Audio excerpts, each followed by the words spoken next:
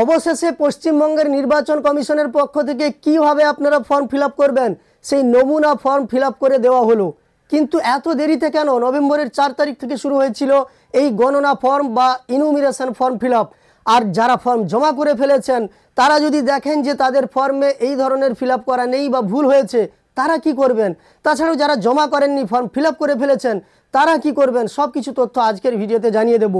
এত দেরি নির্বাচন কমিশনের করা উচিত হয়নি, কারণ বিএলওরা যারা নির্বাচন কমিশনের জন্য এই এসআইআর পর্বে কাজ করছেন তারা নানা বিএলও নানা কথা বলছেন। আমার অনেক ক্লাসমেটই বিএলওর দায়িত্ব পালন করছেন, তাদের সঙ্গে আমি প্রতিনিয়ত যোগাযোগ করি এবং বিভিন্ন তথ্য বিভিন্ন জনের কাছ থেকে পেয়ে থাকি, তাই আপনাদের সঙ্গে শেয়ার করি। আত্মীয়ের জায়গায় আপনি আপনার বাবা, মা, পিতামহ, মাতামহ, পিতামহী, মাতামহী ছাড়াও আপনার দাদা, দিদি, কাকা, মামা এদেরকেও আত্মীয় হিসাবে দিতে পারবেন।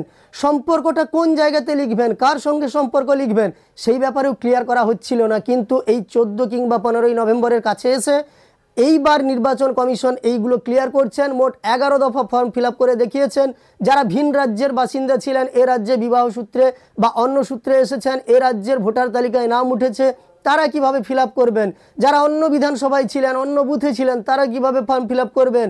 এছাড়াও যাদের কোনো আত্মীয় নেই বা 2002 সালের এসআইআর তালিকায় দেওয়ার মতো নিজের নাম কিংবা কোনো আত্মীয়ের নাম নেই, তারা কিভাবে ফর্ম ফিল আপ করবেন সব কিছু তথ্য দেওয়া হয়েছে। আজকের ভিডিওর মাধ্যমে ডিটেলসে আপনাদের দেখাবো, তাই অবশ্যই ভিডিওটি শেষ পর্যন্ত দেখবেন।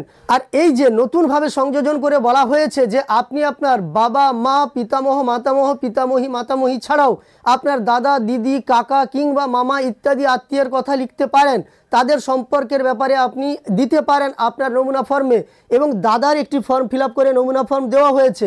কিন্তু আপনারা জানেন কি, বিএলওর যে অ্যাপ, সেই অ্যাপে এই জায়গা এখনও পর্যন্ত নেই। অর্থাৎ আপনি আপনার দাদা, কাকা, মামা, দিদি ইত্যাদি যাদের সঙ্গে ব্লাড কানেকশন রয়েছে তাদের তথ্য যে দেবেন সেটা বিএলও আপলোড করতেই পারবেন না আপাতত। এখনও পর্যন্ত বিএলওদের অ্যাপে আমি যেই মুহূর্তে ভিডিও বানাচ্ছি এখনও পর্যন্ত এমন ধরনের কোনো আপডেট নেই। তার মানে পরে আপডেট আসতে পারে, আর যদি আপডেট না এসে থাকে তাহলে এই তথ্যগুলো নিয়ে রাখা হচ্ছে। পরে যখন হিয়ারিং হবে তখন কিন্তু আপনি যে দাদার কথা লিখলেন বা অন্য কোনো আত্মীয়ের কথা লিখলেন তাদের সম্পর্কে আপনার কাছে জানতে চাওয়া হবে, আপনার ডকুমেন্টস চাওয়া হবে, এমনটা হতে পারে। তবে পুরোটাই হতে পারে, কারণ আপনাদের অপেক্ষা করতে হবে, বিএলওদের অ্যাপে আপডেট হতে পারে।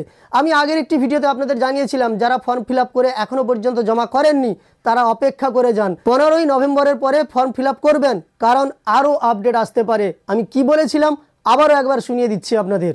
তার কারণ এতদিন ধরে আমরা অপেক্ষা করছিলাম নির্বাচন কমিশনের পক্ষ থেকে কোনো বিজ্ঞপ্তি জারি করা হোক, কিংবা এই ফর্ম ফিল আপ দেখানো হোক, কিংবা সাংবাদিক বৈঠক করে এই সম্পর্কে পরিষ্কার কোনো মন্তব্য জানানো হোক, তাহলেই কিন্তু আমাদের কাছে পরিষ্কার হবে। আর এই বিষয়ে জানিয়ে রাখি, এখনও পর্যন্ত আপনি যদি ইনুমিরেশন ফর্ম ফিল আপ না করে থাকেন তাহলে অপেক্ষা করে যান। এই ভিডিওটি শেষ পর্যন্ত দেখুন এবং আপনি আরও একটু অপেক্ষা করে নভেম্বরের 15 তারিখের পরেই এই ফর্ম ফিল আপ করবেন এবং আপনার বিএলওর কাছে জমা করবেন। তো আপনারা বুঝতে পারলেন যে তখন থেকেই আমরা বুঝে গিয়েছিলাম আরও নতুন নতুন আপডেট আসতে পারে, তাই আপনাদের বলেছিলাম আপনারা 15ই নভেম্বর পর্যন্ত অপেক্ষা করে যান। তো চলুন আমরা সরাসরি দেখে নিচ্ছি যে মুখ্য নির্বাচনী আধিকারিক পশ্চিমবঙ্গের পক্ষ থেকে গণনা ফর্ম পূরণের বিষয়ে কি কি জানানো হয়েছে। আমি স্ক্রিনে লাগিয়ে দিচ্ছি, আপনারাও সরাসরি দেখতে পাবেন। আপনারা শেষ পর্যন্ত ভিডিওটি দেখবেন। যারা ফর্ম জমা করে ফেলেছেন তাদের সমাধান কি, যারা ফর্ম জমা করেননি পূরণ করে ফেলেছেন তাদের জন্য সমাধান কি, সবগুলোই কিন্তু এই ভিডিওতে ডিটেলসে জানিয়ে দেব। দেখতে পাচ্ছেন ক্রমিক নম্বর হিসাবে 1, 2, 3 করে দেওয়া আছে, পরিস্থিতির কথা দেওয়া আছে। অর্থাৎ যেখানে প্রথমে দেওয়া আছে নির্বাচকের 2002-এ নাম আছে, তাহলে আপনার যদি একই বুথের মধ্যে নাম থাকে কিভাবে ফর্ম ফিল আপ করবেন? রাজ্যের অন্য বিধানসভায় নাম ছিল 2002-এ, এখন অন্য বিধানসভায় আছেন, কিভাবে ফিল আপ করবেন? রাজ্যের বাইরে আপনার নাম ছিল, মানে আপনি ভিন রাজ্যে হয়তো আপনার 2002 সালের এসআইআরে নাম ছিল, তাহলে আপনি কিভাবে ফর্ম ফিল আপ করবেন? তাছাড়াও নির্বাচকের নাম 2002-এর তালিকায় নেই, তাহলে আপনি আপনার আত্মীয়ের জায়গায় বাবার নাম 2002-এর তালিকায় আছে, কিভাবে ফর্ম ফিল আপ করবেন?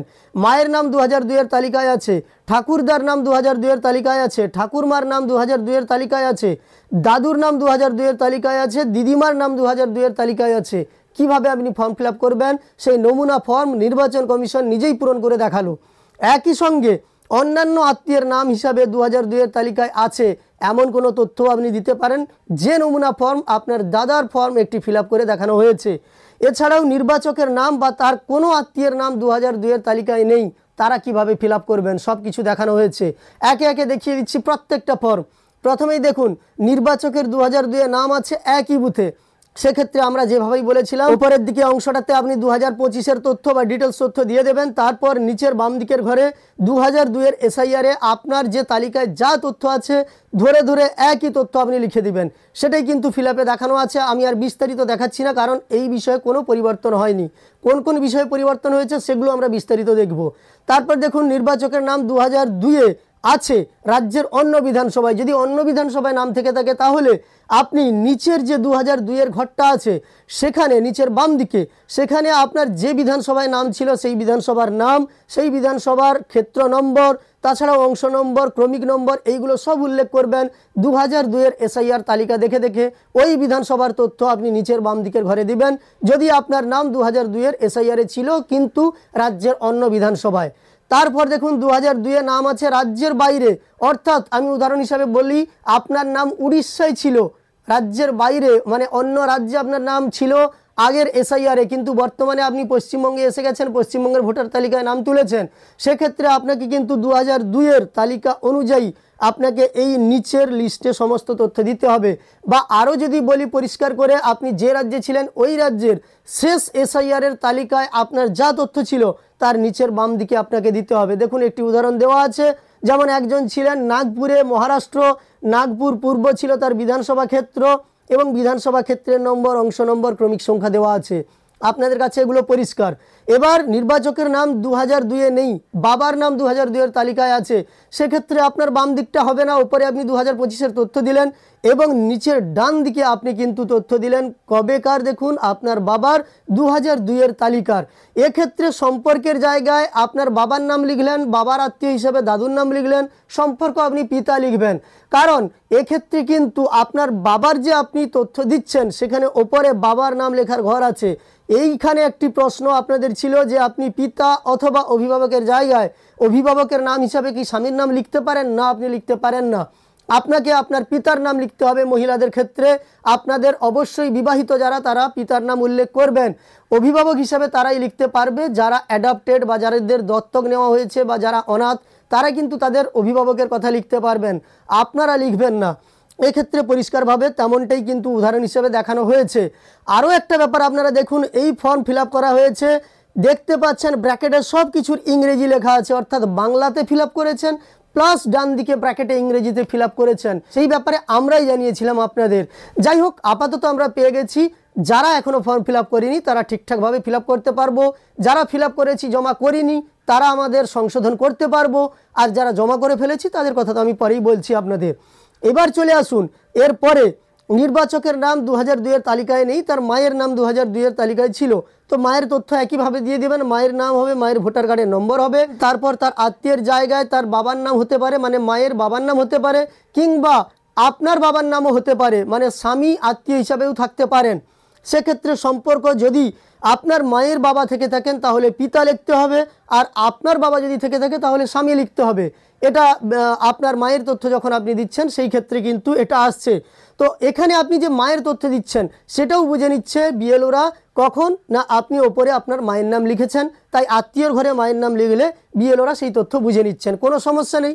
এরপর যখন আপনি আপনার ঠাকুরদার তথ্য দিচ্ছেন, আপনার মা বাবার তথ্য নেই 2002-এ, আপনি আপনার ঠাকুরদার তথ্য 2002-এর দিচ্ছেন, তখন আপনি লক্ষ্য করুন ঠাকুরদার নাম, ঠাকুরদার ভোটার কার্ডের নাম এবং ঠাকুরদার বাবার নাম উল্লেখ করা আছে, সম্পর্ক পিতা, কিন্তু আপনার সঙ্গে ঠাকুরদার সম্পর্ক কোথায় লেখা আছে? দেখুন বাম দিকে সম্পর্কের ঘরে ঠাকুরদা লেখা আছে, যেখানে আমরা 2002 সালের এসআইআরে নাম থাকলে উল্লেখ করি তথ্যগুলো, সেইখানে কিন্তু সম্পর্কের ঘরে ঠাকুরদা লেখা আছে।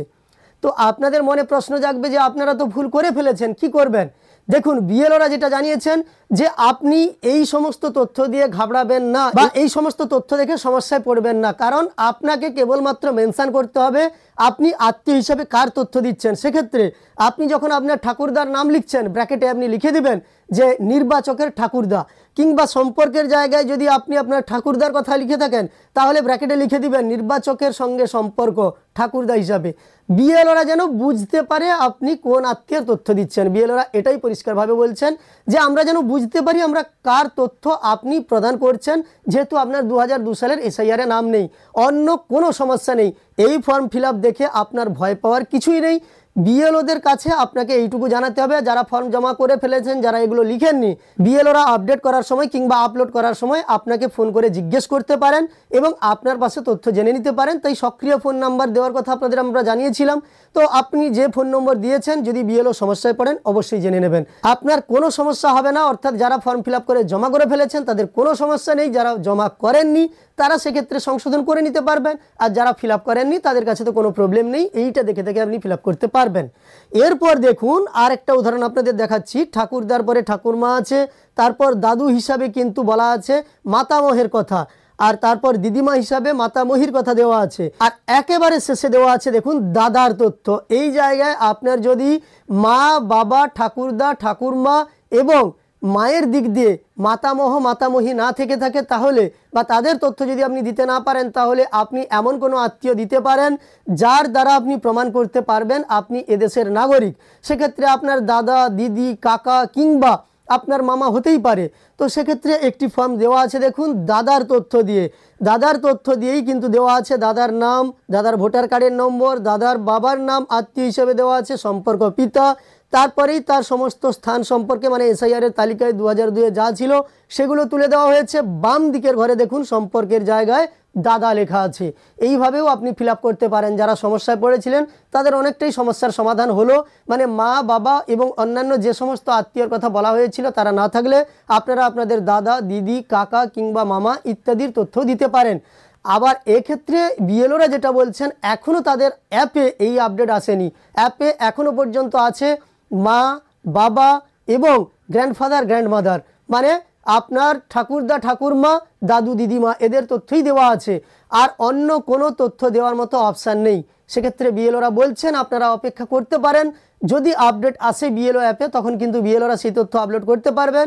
না হলে হয়তো আপনাদের হিয়ারিংয়ের সময় এই যে আপনি তথ্যটা দিলেন, আপনার দাদার তথ্য দিলেন, সেক্ষেত্রে আপনাকে প্রুভ করতে হতে পারে। এই কারণেই তথ্য নিয়ে নেওয়া হচ্ছে, এমনটাও হতে পারে।